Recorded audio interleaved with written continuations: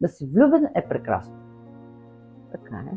На моите 16 години това беше едно вълшебство. Но дали съм направила правилен избор? Категорично не. И когато стигнах дъното, точно тогава се отключи тази сила. И аз осъзнах, че или ще трябва да изплувам, или да остана долу. Всъщност той имаше една законна съпруга. Но имаше отношение с още 3-4 жени. Което разбира се, че аз не бех окей. Но аз го знаех това, че се случва в арабския свят. И аз просто му казах, ти решаваш. Аз се тръгвам.